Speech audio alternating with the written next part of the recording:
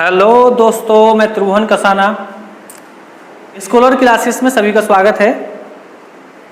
जैसे कि भैया हम पढ़ रहे थे इतिहास, तो आज भी मैं इतिहास का ही टॉपिक लेकर आया हूँ। तो इतिहास के अंतर्गत जो हम पढ़ रहे थे भैया, इससे पिछले वाली हमने वीडियो में देखा था मोहम्मद बिन कासिम का भारत पर आक्रमण। तो मैंने लिंक भी दे दिया है क्वेश्चनों का, उसमें क्वेश्चन जिस तरह से क्वेश्चन बनेंगे कुछ स्टूडेंट नहीं समझ पाएंगे जल्दी से, तो उसमें आप देख लें कि इसमें क्वेश्चन किस तरह से है, किस तरह से पूछा गया है। तो आज जो हम लेके आए टॉपिक दोस्तों, उससे अगला टॉपिक है। तो आज जो हम पढ़ेंगे भारत पर तुर्की आक्रमण पढ़ेंगे, और तुर्की आक्रमण में जो हम देखेंगे आज वो है महमूद गजनवी। महमूद गजनवी ने कितनी बार भारत पर आक्रमण किया है आप समझते होंगे, 17 बार उसने आक्रमण किया है। और उसकी कहानी मैं आज आपके बीच में शेयर करूंगा कि उसकी कहानी क्या है दोस्तों। उम्मीद करता हूं कि जो पिछली कहानी मैंने आपको सुनाई है और जो मैंने आपको पढ़ाया है उस समझ में आया होगा। जो आज की टॉपिक है वो भारत का तुर्की आक्रमण डालेंगे। भारत पर तुर्की आक्रमण, भारत पर तुर्की आक्रमण। ठीक है भैया। और इस तुर्की आक्रमण में आप लिखेंगे महमूद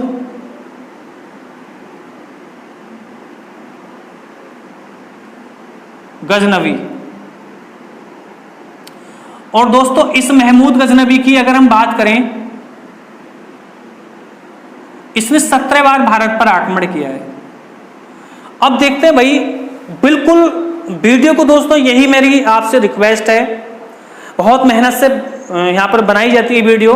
ऐसा नहीं कि मैं यार आपको बलनाइन तरीके से पढ़ा रहा हूँ। मैं जब 1 घंटा आपको लेक्चर दे सकता हूँ, 40-45 मिनट दे सकता हूँ आपको लेक्चर, तो आपका इतना तो हक बनता है यार, थोड़ा सा टाइम निकाल के आप वीडियो को देखा करो। देखो नया ही आपको मिलेगा, ऐसा नहीं कि रटा हुआ आपको पढ़ाया जाएगा, बहुत अलग मिलेगा। और अलग मिले तभी आप देखो यार। लेकिन एक वीडियो दोस्तों पूरा जरूर देखा करो। एक वीडियो को देखते ही आपका समझ में आ जाएगा कि लेवल हम किस तरह से आपके बीच में लेके आ रहे हैं। चाहे वो पॉलिटी का हो भैया, चाहे वो आपका ज्योग्राफी का हो, चाहे वो हिस्ट्री का हो, कोई भी आपको टॉपिक पढ़ाया जाएगा, बहुत ही विस्तार पूर्वक पढ़ाया जाएगा। ठीक है, तो देर ना करते हुए हम आज पढ़ेंगे भैया भारत पर तुर्की आक्रमण। हेडिंग डालें और उससे नीचे आप लिखेंगे महमूद गजनवी। और इस महमूद गजनवी ने 17 बार भारत पर आक्रमण किया है। दोस्तों ये महमूद गजनवी बड़ा ही खतरनाक व्यक्ति है। कह सकते हैं कि जीवन में आपने जितने भी आज तक ऐसे आक्रमणकारी पढ़े होंगे, या आपको जो भी कोई पढ़ाएगा, मेरे दिमाग से अगर मैं समझता हूं, मैंने इसके बारे में जो पढ़ा है, बहुत ही खतरनाक है भाई। मतलब कह सकते हैं कि एक ऐसा आक्रमणकारी भारत में प्रवेश करेगा आज ऐसा कह सकते हैं कि एक ऐसा आक्रमणकारी के लेकर आपके बीच में मैं पेश हुआ हूं, जिसको सिर्फ क्या चाहिए, पैसा। सिर्फ इसको क्या चाहिए, पैसा और इस्लाम का प्रचार करना, लोगों की हत्या करना, घरों में लूटपाट करना, ये तमाम बातें आज ये करेगा। तो मैं आपको इसकी कहानी आपको बताऊंगा और आप बिल्कुल कहानी को समझें, और जो आपको लगे भैया लिखने के लिए वो आप लिख सकते हैं। ठीक है, तो आज कहानी स्टार्ट करते हैं इसकी।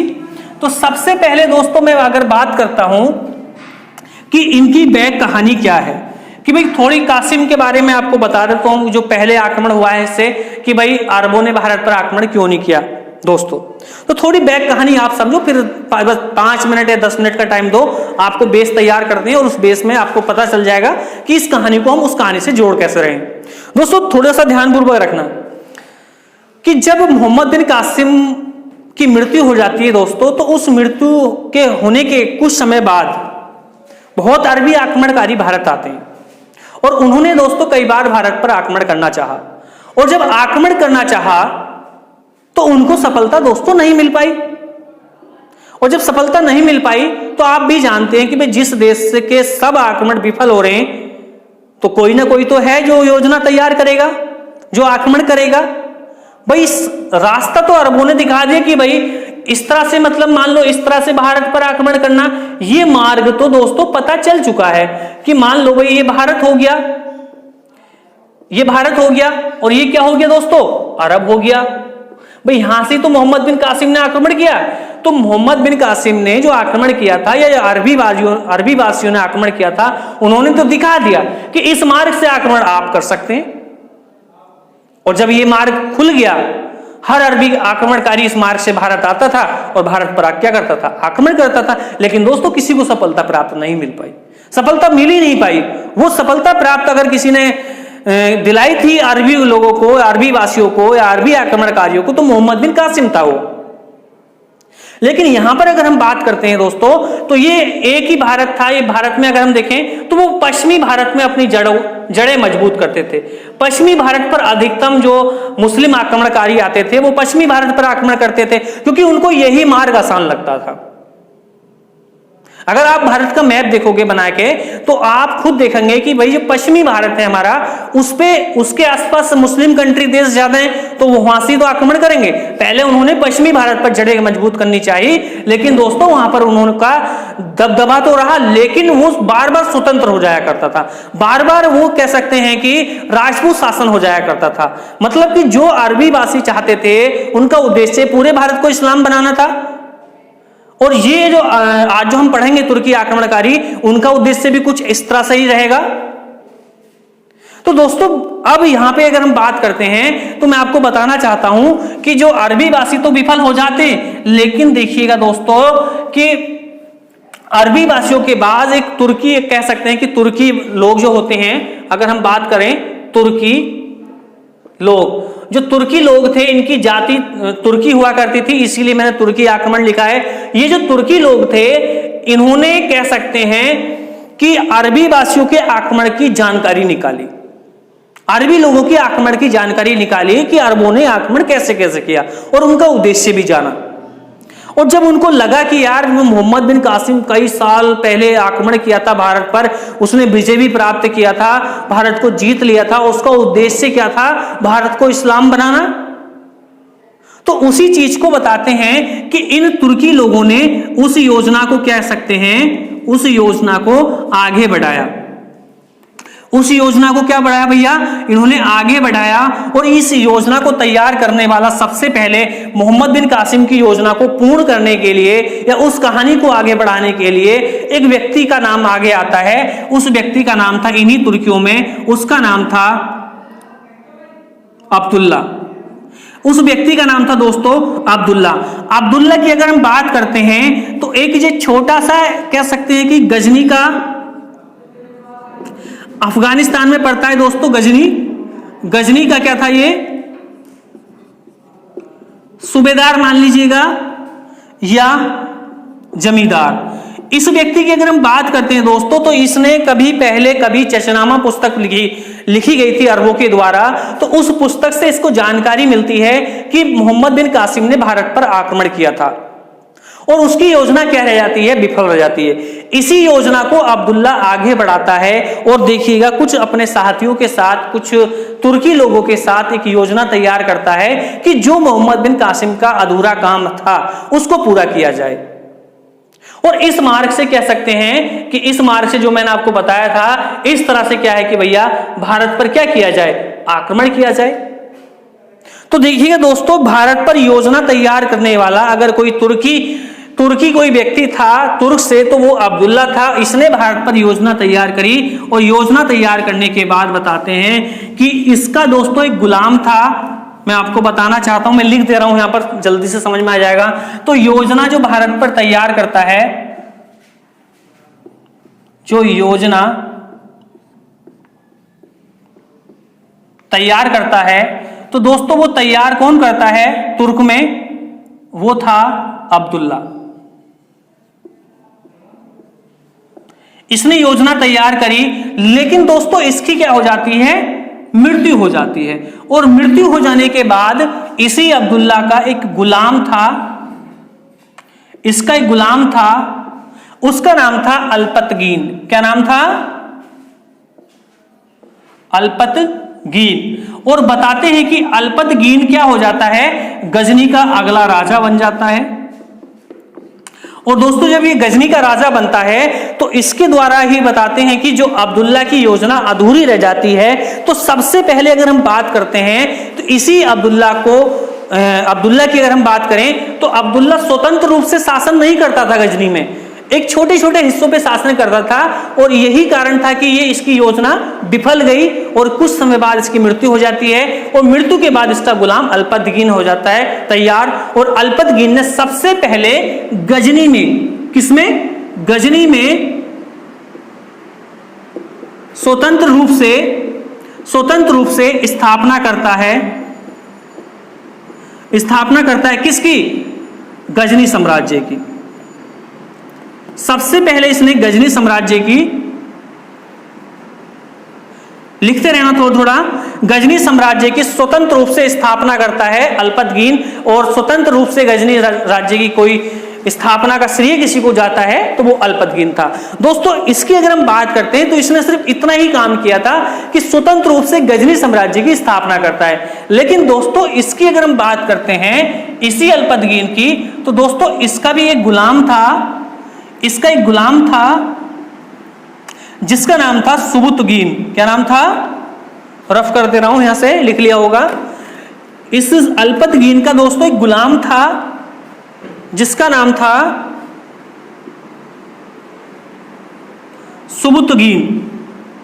और सुबुतगीन ने देखिएगा इस अल्पतगीन की क्या कर दी दोस्तों, हत्या कर दी। और हत्या करने के बाद इसी गजनी का अगला जो राजा बन जाता है वो कौन बन जाता है भैया, वो बन जाता है सुबुतगीन। दोस्तों सुबुतगीन की से कहानी हमारी स्टार्ट होती है कि दोस्तों सुबुतगीन का कहानी क्या है, तो वो मैं आपको बताना चाहता हूं कि भाई सुबुतगीन की अगर हम देखें तो सुबुतगीन गजनी का अगला जब राजा बन जाता है तो जो योजना गजनी में चल रही थी तुर्की आक्रमणकारियों की कि मोहम्मद बिन कासिम के अधूरे काम को पूरा किया जाए, उसका ही श्रेय कौन ले लेता है, सुबुतगीन। अब देखते हैं दोस्तों सुबुतगीन से हमारी कहानी स्टार्ट होती है हमारे भारत की। और हमारे भारत पर जो आक्रमण होंगे कहीं ना कहीं इससे कहीं ना कहीं जुड़े हुए हैं। तो दोस्तों अब देखते हैं थोड़ी सी कहानी कि क्या है। दोस्तों याद कैसे करना, थोड़ा सा मैं आपको बता देता हूं दोस्तों कैसे कैसे।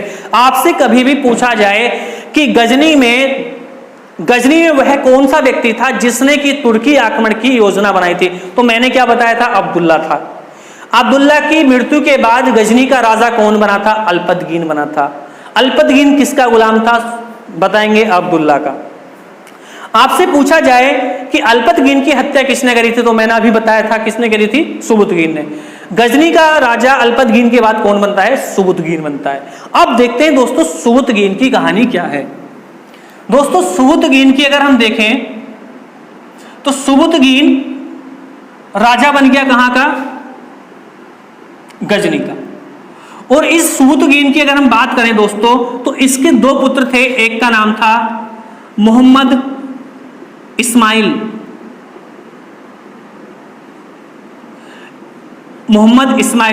और एक का नाम था महमूद गजनबी। वही महमूद गजनबी दोस्तों जिसने कि 17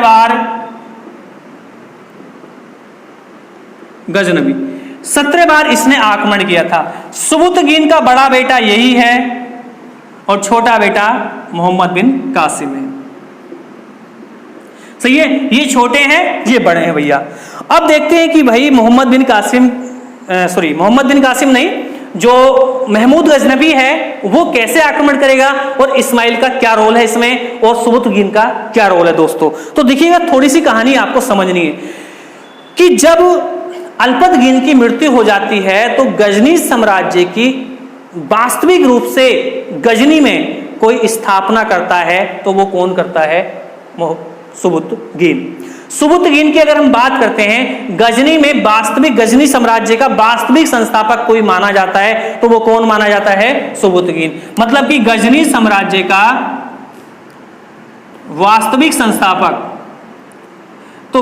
संस्थापक अगर कोई है दोस्तों तो वो कौन है, सुबुतगीन है। लेकिन जब सुबुतगीन राजा बनता है तो इसने दोस्तों वही 80 से 90 लाख की सेना इकट्ठी करी और उसने वही उद्देश्य बनाया अपना, जो उद्देश्य किसका था दोस्तों, अब्दुल्ला का था। भाई अब्दुल्ला ने भी तो क्या किया था, योजना तैयार करी थी लेकिन विफल रह गई थी। उस योजना को पूर्ण करने के लिए इसने एक दिन बताते हैं कि पश्चिमी भारत पर आक्रमण करने का अपनी सेना को दायित्व सौंपा और खुद भी ये आक्रमण में कह सकते खुद भी भारत आएगा। और लेकिन सबसे पहले थोड़ी सी कहानी बताना चाहता हूं कि सुबुतगीन जब राजा बनता है तो इन्हीं तुर्की लोगों का दावा था कि जो पंजाब है और पंजाब जो हिस्सा है, जो पंजाब है दोस्तों, ये जो हिस्सा है वो किसका है? गजनी का। ध्यानपूर्वक सुनना, ये जो हिस्सा है दोस्तों वो किसका है? गजनी का। वही गजनी जिसका संस्थापक कौन माना गया है? सुबुतगीन। पंजाब कहां पड़ता है? सिंध में पड़ता है भैया। ये भारत वाला नहीं, जो पाकिस्तान में पंजाब पड़ता है उस पंजाब की मैं दोस्तों बात कर रहा हूं। ये जो पंजाब था ये हिस्सा मानते थे तुर्की लोग अपना, और ये किसका हिस्सा बनता था? गजनी साम्राज्य का। मतलब कि सुबुतगीन जब राजा बना तो इसने दावा किया जो पंजाब राज्य है, भारत का जो हिस्सा है पंजाब, वो हिस्सा भारत का ना होकर वो किसका है? गजनी का। और यही लड़ाई हो जाती है दोस्तों, यही तो उद्देश्य है, यही कहानी यहां से स्टार्ट हो जाती है। मैं आपको बताऊंगा कि लूटपाट का उद्देश्य भी कब बनेगा, लेकिन सबसे पहले जो दावा करता है वो सुबुतगीन यही करता है, ये जो पंजाब है वो हिस्सा भारत का नहीं है, वो किसका है? गजनी का। और देखिएगा दोस्तों, यहां का जो राजा है वो जयपाल है। अब एक बात बताओ दोस्तों कि जयपाल कैसे दे देगा अपना हिस्सा, बताओ। अब मैं आपसे बोलूं कि भैया अब हम ही पाकिस्तान बोले हमसे कि जम्मू कश्मीर हमारा है तो हम दे देंगे उसको? नहीं ना। तो वही तो बात यहां पर चल रही दोस्तों कि पंजाब जो हिस्सा मांग रहे हैं वो कौन मांग रहे हैं? गजनी के लोग, जो गजनी के राजा हैं। जयपाल ने साफ पत्र ठुकरा दिया कि ये पंजाब हिस्सा जो है वो भारत का स्वतंत्र हिस्सा है और उसमें जो शासन है वो सिर्फ राजपूतों का शासन है दोस्तों। भाई चढ़ी हुई इसको भी ही सुबुतगीन को और चढ़ी हुई इसको भी ही पंजाब के राजा जयपाल को। यूं बोले कि पंजाब मेरा है, यूं बोले कि पंजाब मेरा है। अब पता चला कि पंजाब किसका है तो हिस्सा हो जाता है कि भाई अब तो यही काम है कि जो युद्ध जीतेगा युद्ध करके ले लो, पंजाब तुम ले लो या हम ले लें। अब इसी चीज को बताते हैं कि पंजाब का राजा जयपाल इस चीज को समझ नहीं पाया कि गजनी के लोग भारत पर आक्रमण कर देंगे, इतना दुस्साहस कर सकते हैं वो, ये इसके दिमाग में नहीं बैठी भाई। अब दोस्तों देखिएगा, मैं आपको कहानी लेकर चलता हूं, इतनी बात तो समझ में आ गई होगी कि मुद्दा क्या था पंजाब का। दोस्तों गजनी में सुबुतगीन ने अपनी योजना तैयार कर दी और उधर पंजाब में देखते हैं कि पंजाब का राजा जो है कुछ अपने कार्य करने लग जाता है, छोटे छोटे विद्रोह का दमन करने में लग जाता है। और देखिएगा मैं कहानी आपको लेके चलता हूं 1000 ईस्वी में। 1000 ईस्वी में सुबुतगीन ने आक्रमण कर दिया किस पर? पंजाब पर। और पंजाब के महाशय कौन हैं? जयपाल। अब देखिएगा यहां पर जो आक्रमण करता है वो कौन करता है दोस्तों? सुबुतगीन करता है। और दोस्तों सुबुतगीन जो आक्रमण करता है वो अपने बेटे, बड़े बेटे इस्माइल के साथ आता है और इसी का छोटा बेटा जिसका नाम था महमूद गजनबी। दोस्तों महमूद गजनबी के साथ आता है, इन दोनों के साथ। और लगभग बता रहा हूं दोस्तों, ये जो सेना लेके रवाना होता है गजनी से, वो लगभग दोस्तों किताबों में 80,000 से अधिक सेना बताई गई है। 80,000 की विशाल सेना लेकर इसने टारगेट कर दिया किसको दोस्तों? पंजाब राज्य। और पंजाब पे दोस्तों जब आक्रमण किया तो पंजाब का राजा जो था दोस्तों वो छोटे छोटे विद्रोह का दमन करने के लिए गया हुआ था। मतलब कह सकते हैं कि जब पंजाब में तुर्की सेना प्रवेश करती है तो पंजाब का राजा जयपाल यहां पर मौजूद नहीं था। अब देखिएगा यहां पर सेना तो जो छोटी छोटी टुकड़ियों में बटी हुई थी भाई वो तो रक्षा करेगी। अब इन्होंने देखिएगा अचानक आक्रमण किया पंजाब पर और पंजाब को बताते हैं दोस्तों इन्होंने भयंकर लूटपाट करनी शुरुआत कर दी। बहुत भयंकर लूटपाट करनी इन्होंने शुरुआत कर दी। और देखिएगा दोस्तों जिन लोगों ने इनका विरोध किया लूटपाट करने का, उन लोगों के सर काट दिए गए, उनकी हत्या कर दी गई। दोस्तों भाई एक बात बताओ, तुम हमारे घरों में लूटपाट करने आ रहे हो, तुम यार इस्लाम का प्रचार कर रहे हो ठीक है, लेकिन लूटपाट क्यों कर रहे हो, लोगों को हत्या कर रहे हो? ये तो कहीं नहीं लिखा है भैया। इसी चीज में अगर हम बात करते हैं कि इस्माइल एवं महमूद गजनबी जो थे, इन्होंने इतनी भयंकर लूटपाट करी, और इनमें भी अगर हम बात करते हैं जो बड़ा ही कट्टर मुस्लिम था, जिसको मजा आता था लोगों को मारने का, राजपूतों की, हिंदुओं की हत्या करने में, वो महमूद गजनबी था। दोस्तों यहां पर देखिएगा, तुर्की सेना ने सारे पंजाब को लूट लिया और लगभग लोगों को घर से बेघर कर दिया गया। और इसी बीच में अगर हम बात करते हैं कि महमूद गजनबी इस तरह से लोगों को मार रहा था, ऐसा लग रहा था कि कहीं इसकी लंबी दुश्मनी हो। मतलब कि हिंदू लोगों से ऐसा लग रहा था कि जब उनके कटान कर रहा था, मैं आपको बताना चाहता हूं कि जैसे कि मोहम्मद बिन कासिम आया था, वो मीनार की खोपड़ियों की मीनार बनाता था, वैसे ही यही उसका मतलब कि उसका ही जैसा तरीका अपना रहे थे। दोस्तों यहां पर पंजाब को लूट लिया जाता है, और पंजाब को लूटने के बाद ये सिंध के रास्ते होते हुए चले जाते हैं कहां पर, अपने देश गजनी। और जब पंजाब का राजा जयपाल आता है तो बताते हैं कि लूटपाट करके ये निकल चुके थे। जयपाल को बड़ा ही मतलब अपने ऊपर भी बड़ा गुस्सा आता है, अपने आप को भी बड़ा गलत समझता है कि यार मैं होकर राजा होने के बाद भी मतलब मैं अपनी रक्षा नहीं कर पाया, अपनी जनता की रक्षा नहीं कर पाया। आप तो कह सकते हैं कि तुर्की सेना के मुंह खून लग चुका था, और उसी खून को फिर से पाने के लिए ये तुर्की सेना बताते हैं कि अगले ही वर्ष 1001 ईस्वी में फिर से आक्रमण करते हैं। दोस्तों उसी सेना के साथ कब आक्रमण करते हैं, 1001 ईस्वी में, 1001 ईस्वी में आक्रमण करते हैं दोस्तों पंजाब में। अब दोस्तों मैं पंजाब का इस समय भी अगर बात करता हूं तो इस समय भी जो राजा है वो जयपाल है। लेकिन दोस्तों मैं आपको बताना चाहता हूं कि 1001 ईस्वी को पढ़ने से पहले कुछ कहानी मैं आपको बताना चाहता हूं। पहली, जब यहां से आक्रमण होता है, पंजाब राज्य को जीत लिया जाता है, जो मोहम्मद इस्माइल और कह सकते हैं कि महमूद गजनबी थे, तो गजनी में अगला राजा बनने की एक कह सकते हैं कि कॉम्पिटिशन चलता है कि भाई सुबुतगीन तो बूढ़े हो चुके हैं। भाई 1001 को बाद में पढ़ना, थोड़ा यहां पे समझ लीजिएगा। सुबुतगीन बूढ़ा हो चुका था और सुबुतगीन अगला राजा घोषणा करने वाला था। भाई सही मायने से अगला राजा कौन बनेगा, इस्माइल बनना चाहिए कि बड़ा बेटा है, और उसमें राजा वाले सारे गुण भी हैं। लेकिन दोस्तों यहां पर अगर हम बात करते हैं कि जब ये सुबुतगीन इसके राजा बनने की बात कहता है, तो कहीं ना कहीं महमूद गजनबी को यह लगता है कि इस्माइल राजा बनने के लायक नहीं है। और महमूद गजनबी को यह पता था कि मेरे पिता मुझे राजा नहीं बनाएंगे। इसीलिए दोस्तों महमूद गजनबी को जुमलिस्तान भेज दिया जाता है। कहां पर इसको भेज दिया जाता है, जुमलिस्तान, और जुमलिस्तान का इसको सूबेदार नियुक्त कर दिया जाता है। और यहां पर सूबेदारी करता है कुछ समय के लिए, लेकिन ये सूबेदार के पद से संतुष्ट नहीं था। इसीलिए बताते हैं कि जब जुमलिस्तान से महमूद गजनबी गजनी लौटता है तो उसके पिता उस समय राजा नहीं थे, उस समय कौन था, मोहम्मद इस्माइल था, उसका बड़ा भाई। और उसकी सत्ता को ये मतलब हथियाना चाहता है और उसका विरोध कर देता है अपने पिता सुबुतगीन इस्माइल का महमूद गजनबी, और खुद कहता है कि राजा बनने के लायक इस्माइल नहीं है, राजा जो अगला गजनी का बनेगा वो खुद स्वयं मैं बनूंगा। ये बात बोलता है महमूद गजनबी। और यहां पर तय हो जाता है कि भाई अगर राजा बनना है तो राजा की योग्यता दिखाओ। और योग्यता क्या थी, योग्यता यही थी कि अगर महमूद गजनबी इस्माइल और सुबुतगीन को हराता है तो राजा कौन बन जाएगा, महमूद गजनबी बन जाएगा।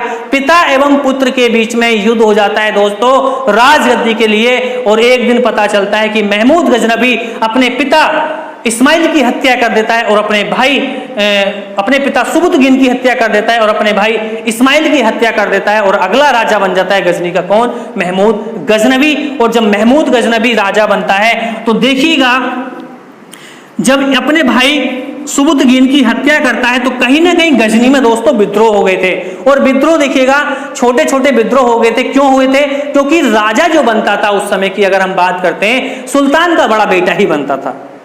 और अब जो राजा बनाए वो कौन बनाए, वो महमूद गजनबी बनाए। तो कहीं ना कहीं गजनी में दोस्तों विद्रोह शुरू हो गए थे। तो देखिएगा विद्रोह में अगर हम बात करते हैं तो जब महमूद गजनबी की अगर हम बात करें दोस्तों, तो जब इसका विद्रोह हुआ तो लोगों ने इसको एक दंडित समझा कि भाई इसने इस्लाम का क्या किया है, अब परंपराओं का उल्लंघन किया है, तो इसको बगदाद के खलीफा के सामने पेश किया जाए। तो वैसे ही महमूद गजनबी को दोस्तों बगदाद के खलीफा कादिर बिल्ला के सामने पेश किया जाता है, कादिर बिल्ला।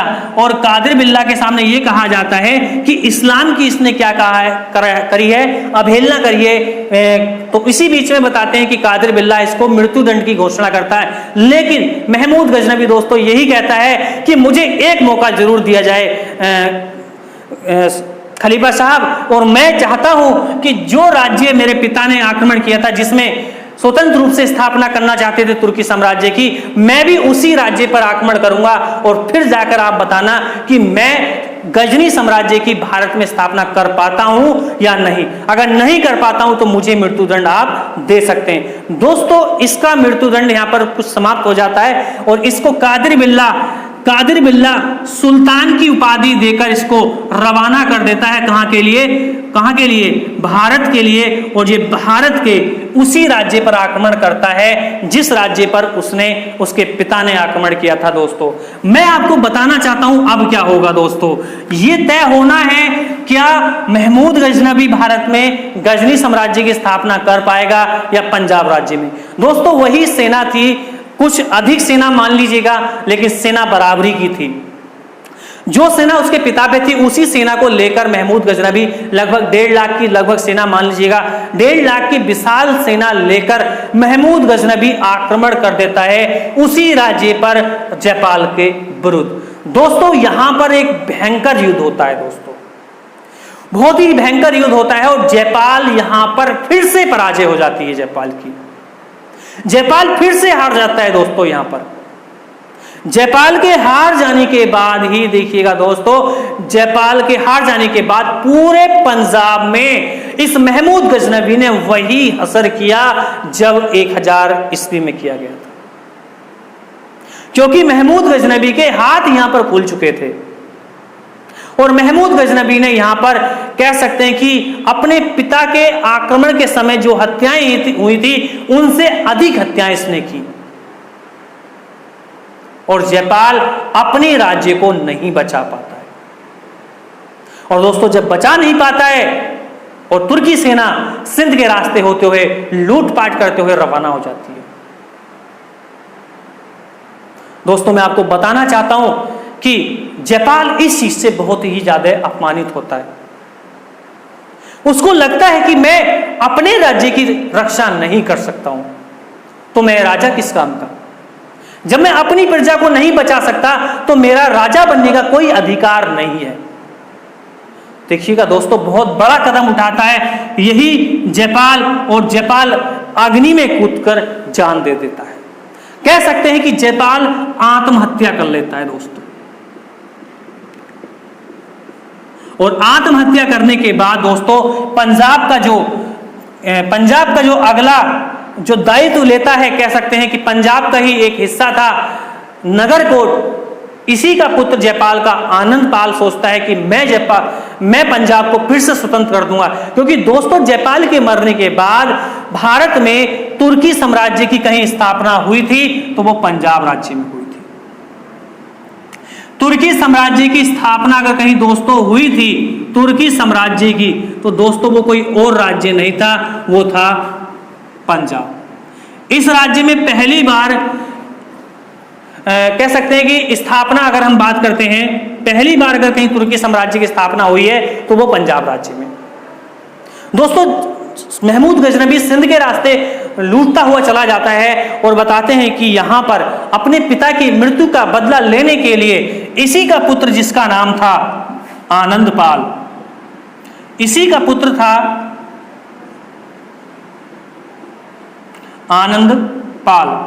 आनंदपाल यही कहता है कि मैं अपने पंजाब को फिर से स्वतंत्र करूंगा। और स्वतंत्र करने के लिए बताते हैं कि कुछ छोटे छोटे राजाओं का समर्थन लेता है और आनंदपाल 8 राजाओं की सेना का गठन करता है। 8 राजाओं की सेना का गठन करता है दोस्तों, और 8 राजाओं का समर्थन लेने के बाद विशाल सेना खड़ी कर देता है उसी का पुत्र जयपाल का आनंदपाल।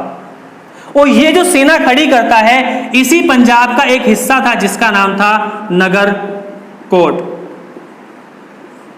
और नगरकोट का जो अगला राजा बनता है कौन है दोस्तों? आनंदपाल। यही खबर मिल जाती है दोस्तों महमूद गजनबी को कि भाई पंजाब में उसी का बेटा आ चुका है, एक स्वतंत्र रूप से स्थापना करना चाहता है, तुर्की लोगों को निकालना चाहता है। फिर से कह सकते हैं कि नगरकोट में मंदिरों की स्थापना की जा रही है। बस इसी बात पे भड़क जाता है महमूद गजनबी। और 1008 ईस्वी में अगर हम बात करते हैं दोस्तों, 1008 ईस्वी में इसने आक्रमण कर दिया कहां पर? नगरकोट पे। और नगरकोट पे आक्रमण करने का मुख्य कारण ये यही बनाता है कि नगरकोट के जितने भी मंदिर हैं, ध्यानपूर्वक सुनना, नगरकोट के जितने भी मंदिर हैं सबको नष्ट कर दिया जाए, एक भी मंदिर नहीं बचना चाहिए। जितने ब्राह्मण हैं वहां पर उनकी हत्या कर दी जाए।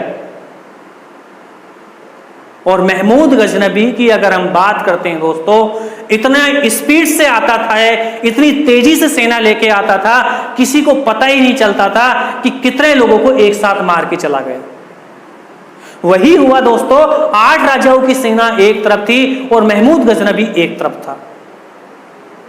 मैं समझ सकता हूं कि भाई 8 राजाओं की सेना भी अगर हम देखें तो लगभग 5 से 6 लाख सेना तो होनी चाहिए। भाई 8 राजा लड़ रहे हैं किसी आक्रमणकारी से, तो छोटी सेना तो होगी नहीं। मैं समझता हूं कि महमूद गजनबी के पास 1 से 2 लाख सेना हो, 1.5 लाख हो, लेकिन यहां तो भंडार है सेना का। दोस्तों बताते हैं कि जब महमूद गजनबी आक्रमण होता है, आमने सामने की लड़ाई होती है, तो बताते हैं कि यहां पर 8 राजाओं की सेना को भी यह परास्त कर देता है।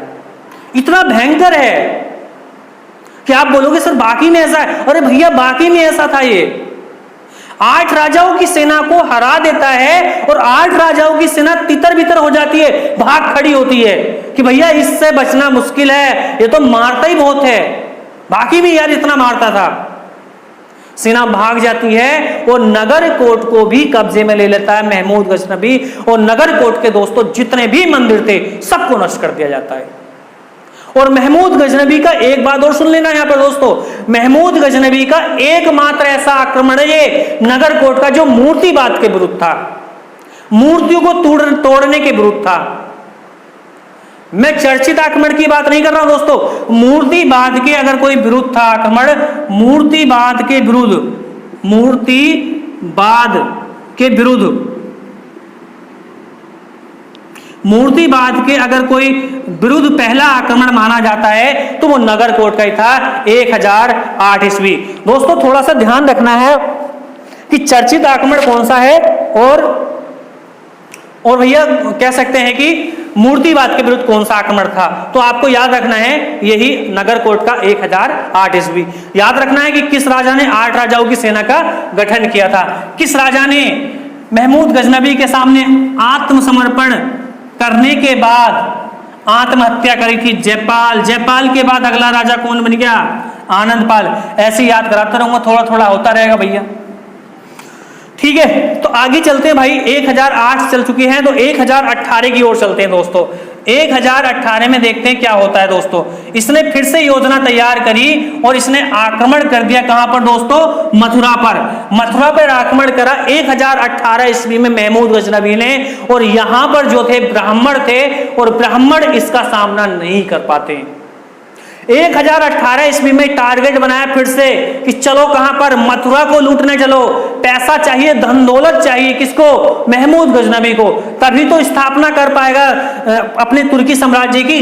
तो मथुरा को लूट लेता है ये। इसके बाद 1019 ईस्वी में इसने आक्रमण किया दोस्तों कन्नौज पर। और कन्नौज में भी अगर हम बात करते हैं तो यहां भी कौन थे? ब्राह्मण थे दोस्तों। सबसे ज्यादा यहां पर देखिएगा एक बात देखने को मिलती है, यहां पर इसने 250 मंदिरों को क्या करा था दोस्तों? नष्ट किया था 250 मंदिरों को। और 250 मंदिरों को तोड़ना छोटी बात मत समझना, मतलब कि 250 मंदिरों को नष्ट किया था। सबसे अधिक कहीं दोस्तों मंदिर कहीं लूटे थे तो वो कहां लूटे थे? इसी मथुरा एवं कन्नौज के अंदर। महमूद गजनबी को एक तरह से लगने लगा था कि भाई अब मैं अपने साम्राज्य की स्थापना कर सकता हूं। इसीलिए दोस्तों अगर मैं बात करूं तो महमूद गजनबी का सामना करने के लिए एक राजा सामने आता है, क्योंकि कोई भी राजा सामने आ ही नहीं रहा। जो भी आ रहा है कोई ना कोई महमूद गजनबी को सेना को देखकर ही भाग जाता है। तो इसी बीच में बताते हैं कि 1021 ईस्वी में दोस्तों हम लेके चलते हैं, यह आक्रमण होता है कलिंजर पर। कलिंजर का राजा था राज्यपाल। क्या नाम है? राज्यपाल। और राज्यपाल की अगर हम बात करते हैं तो इसने दायित्व लिया कि मैं मथुरा एवं कन्नौज में जो मंदिरों को महमूद गजनबी तोड़ के गया है, मैं उनकी पुनः स्थापना करूंगा। और यही खबर मिल जाती है महमूद गजनबी को कि भाई मेरे मंदिर लूटे हुए कोई आक्रमण कर, कोई राजा उनकी स्थापना कर रहा है। तो उसने मथुरा कन्नौज को छोड़कर आक्रमण कहां कर दिया? कन्नौज पर। आजा बेटे, अब पता चलता है कि भाई कलिंजर पर आक्रमण कर दिया और राज्यपाल कहां रह गए मंदिरों की स्थापना करते हुए? मथुरा एवं कन्नौज में। और दोस्तों यही देखिएगा महमूद गजनबी ने बड़ा ही चालाकी से काम लिया, क्योंकि बहुत ताकतवर राजा था राज्यपाल। इस महमूद गजनबी ने लूटपाट के साथ साथ कलिंजर में राज्यपाल के पूरे परिवार को बंदी बना लिया और कहा कि अगर तू इस्लाम को स्वीकार नहीं करेगा, तू एक तरह से मेरे सामने आत्मसमर्पण नहीं करेगा, तो मैं कलिंजर को लूटूंगा तो सही, लूटने के साथ साथ मैं पूरे परिवार की तेरी क्या कर दूंगा? हत्या कर दूंगा। अब राज्यपाल बेचारा विवश हो जाता है कि भाई क्या करा जाए। तो राज्यपाल ने भी दिमाग लगाया कि मैं इस्लाम को अगर स्वीकार कर लेता हूं तो मेरी प्रजा बच सकती है। इसीलिए दोस्तों राज्यपाल ने महमूद गजनबी के सामने आत्मसमर्पण कर दिया। और आत्मसमर्पण करने के बाद ये एक ऐसा व्यक्ति बन चुका था भारत में जिसने कि तुर्की सेना के सामने पहली बार आत्मसमर्पण किया था। यह भारत का पहला ऐसा राजा है जिसने कि इस्लाम को स्वीकार किया था। दोस्तों पूछा जा सकता है कि इस्लाम को स्वीकार करने वाला पहला राजा बताओ, तो वो राज्यपाल का नाम आता है।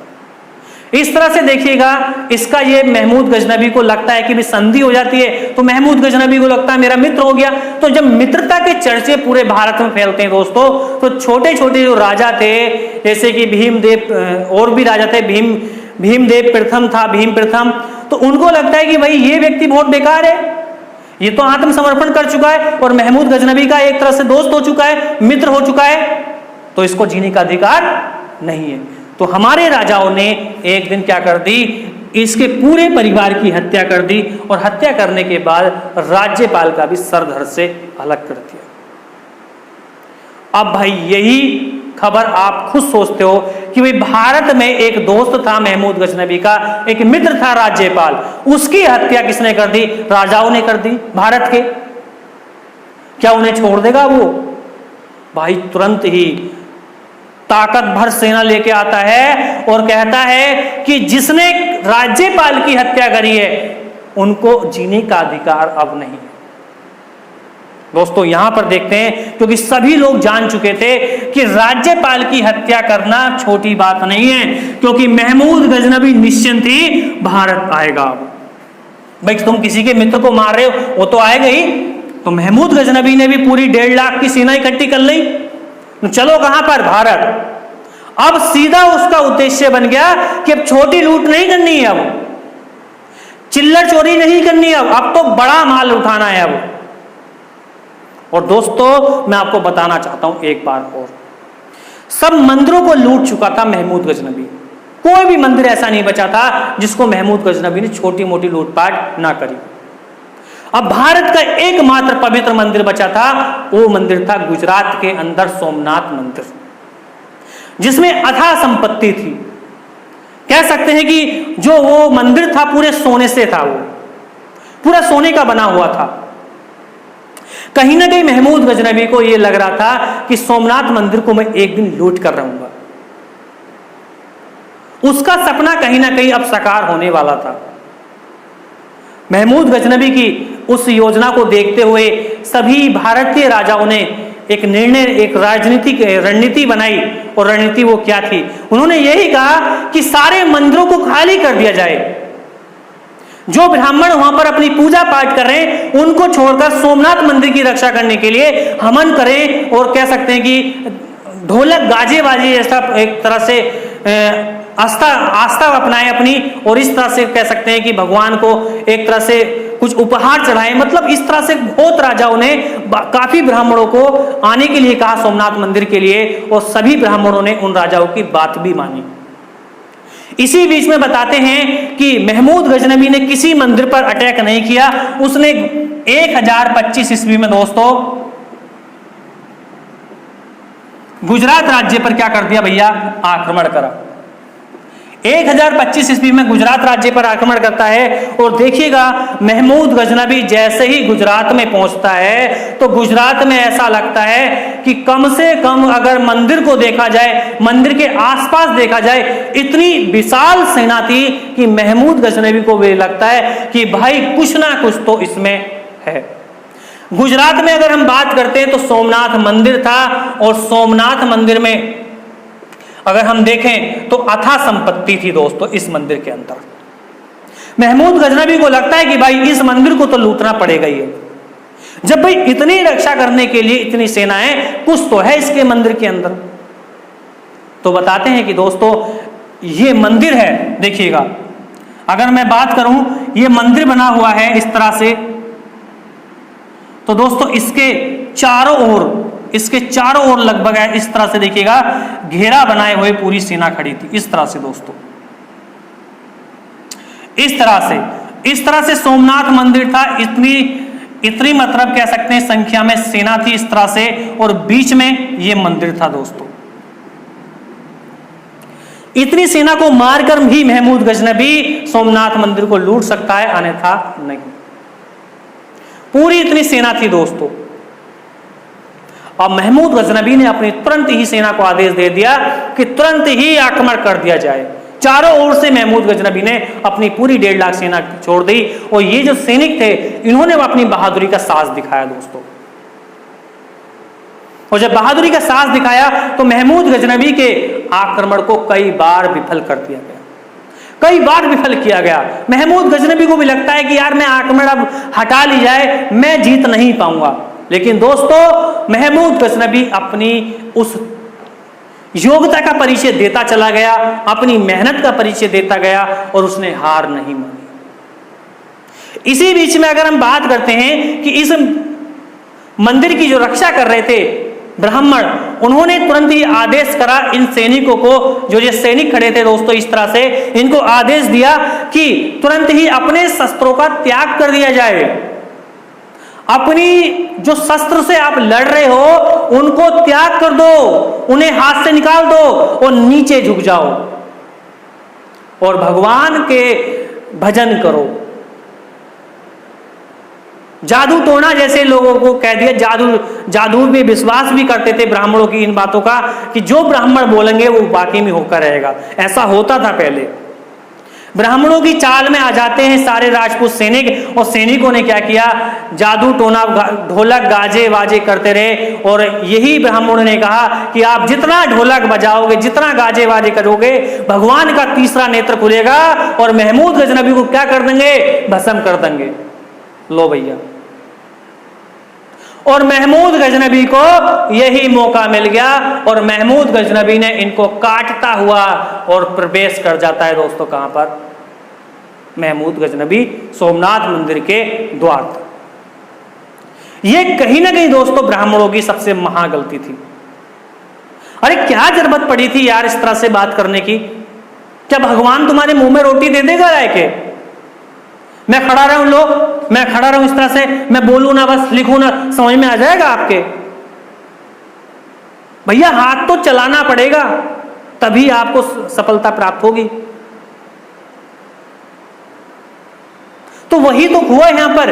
ये देखिएगा महमूद गजनबी प्रवेश कर जाता है सोमनाथ मंदिर पे, और इस तरह से पता चलता है दोस्तों कि महमूद गजनबी बाज की तरह आता है, काटता हुआ सब कुछ चला जाता है। और एक तरह से जब सोमनाथ मंदिर के द्वार पे पहुंचता है तो महमूद गजनबी ने जैसे ही द्वार को तोड़ता है, फाटक को तोड़ता है सोमनाथ मंदिर के, तो देखिएगा आज तक महमूद गजनबी ने जितने भी मंदिर लूटे थे, आज तक जितने भी लूटपाट की थी, ऐसा वैभवशाली मंदिर आज तक नहीं देखा था महमूद गजनबी ने।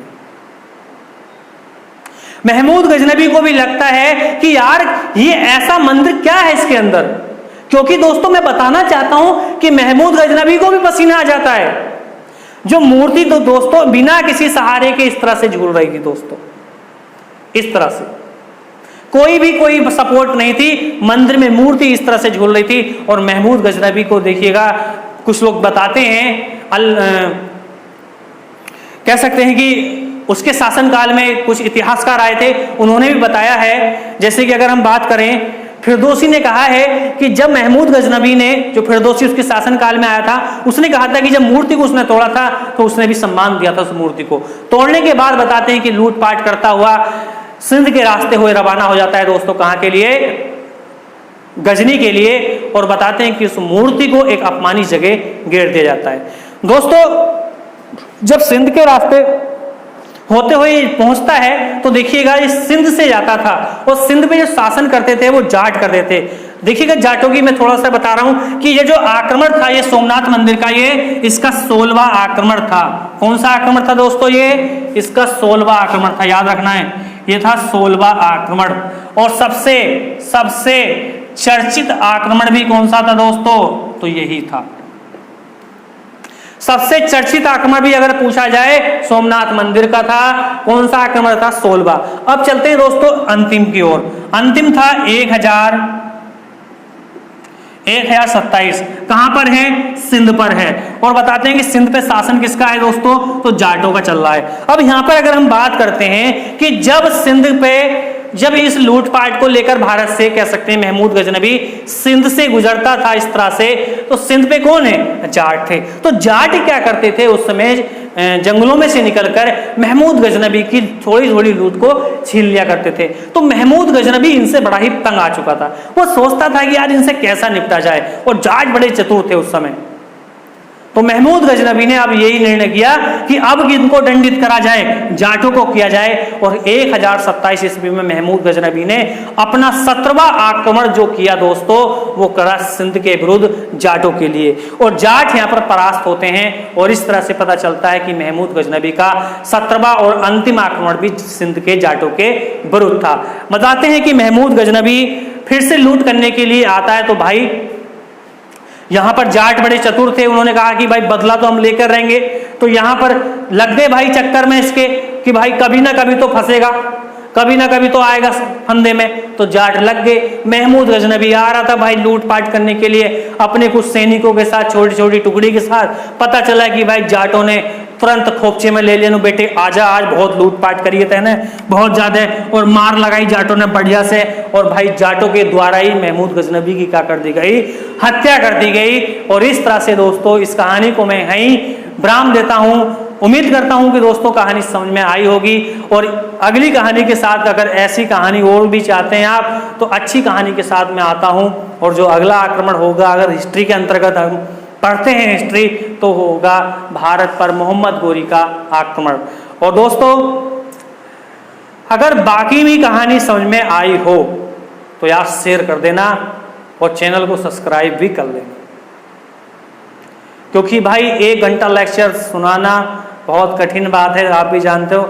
गले में भी दर्द हो रहा है, जानते हो। अब स्टार्टिंग में कितनी एनर्जी थी, अब समाप्त हो रही धीरे धीरे। तो दोस्तों अगर लग रहा है कि यार मेहनत हम कर रहे हैं, तो जरूर यार इस वीडियो को शेयर भी कर देना। और जितना ज़्यादा ग्रुप में शेयर करोगे तो देखो फायदा आपको ही, ऐसा नहीं है कि भाई कुछ अलग नहीं मिल रहा है आपको। देखो पूरा GS में कहानी के रूप में ही पढ़ाने वाला। अभी तो टेलर चल रहा है यार, अभी तो क्या चल रहा है, छोटी छोटी कहानी चल रही है। जब पढ़ाएंगे, जब मेन हिस्ट्री में आएंगे, मेन उसमें तो लगेगा यार एक पलक झपके भी आगे नहीं बढ़ोगे। वीडियो को जितना देखोगे 10 बार देखोगे उतना थोड़ा होगा वीडियो को। इस तरह से मैं आपको पढ़ाऊंगा। लेकिन दोस्तों इस चीज को आप ध्यानपूर्वक सुनना और वीडियो को एंड तक देखा करो। 5-10 मिनट का आपको बेसिक मैं बातें बोलता हूं, लेकिन कहानी का जो मजा आता है ना, वो बीच में आता है। ऐसा नहीं यार निकाल के चल रहे हो, बढ़िया से पढ़ो। आपको क्वेश्चन भी दिए जाएंगे, एक लिंक अलग से मैं बना रहा हूं, और पिछले वीडियो का मैंने बना चुका हूं। नीचे शेयर में आप जैसे ही करेंगे तो एक लिंक आपको दिखाई देगा, उस पर क्वेश्चन तरीके से आपको सारे क्वेश्चन मिल जाएंगे। जैसे मैंने आपको कहानी बताई है, जितनी आपने यहाँ पर लिख ली है भाई उसको आप लिख लिया करो। और जो क्वेश्चन है, जैसे आपके एग्जाम में पूछे जाते हैं कि लैंग्वेज क्या होती है क्वेश्चन की, वो सारे आपके लिंक मिलेगा वीडियो के नीचे, उस पर आप क्लिक करें, बिल्कुल जस्ट नीचे ही मिलेगा लिंक, उस पर आप क्लिक करेंगे ना जैसे ही, तो आपको वहाँ पर क्वेश्चन मिल जाएंगे। इस वीडियो को जैसे मैंने बताया कहानी, तो कुछ लोग जैसे कि मान लीजिएगा महमूद गजनबी का सबसे चर्चित आक्रमण कौन सा था, इस तरह से मैं क्वेश्चन डालूंगा। वैसे तो मैंने लिख दिया है यहाँ पर, लेकिन कुछ स्टूडेंटों को दिक्कत हो सकती है। जैसे कि महमूद गजनबी के शासनकाल में कौन कौन इतिहासकार भारत आए थे, तो याद रखना है, लिख दे रहा हूँ थोड़ा सा और। महमूद गजनबी के शासनकाल में कौन कौन इतिहासकार आए थे, तो याद रखना है, एक ट्रिक बता देता हूँ, फूफा, FUFA, क्या है, फूफा। F से क्या हो जाएगा, फिरदौसी, फिर दोसी। ऊ से क्या हो जाएगा, उतबी। इससे क्या हो जाएगा, फारूकी। और आ से क्या हो जाएगा दोस्तों, अलवरूनी। मतलब कि ये जो आए थे, ट्रिक याद रखना, फूफा, महमूद गजनबी के 4 फूफा थे, चारों का नाम मैंने लिख दिया है, इस तरह से याद कर लेना। फिरदौसी, उतबी, फारूकी और कौन से हो गए, अलवरूनी। जैसे कि अलवरूनी ने एक किताब लिखी है, तहकीकात एक हिंद, तहकीकात ए हिंद। मतलब कि इस तरह से क्वेश्चन आपको, तहकीकात ए हिंद, इस तरह से अलबरूनी ने एक पुस्तक लिखी है तहकीकात ए हिंद, जो कि तुर्की भाषा में लिखी हुई है। ये बात मैं आपको बता दूंगा, तो क्वेश्चन मिल जाएंगे इस तरह से, तो याद रखना भैया।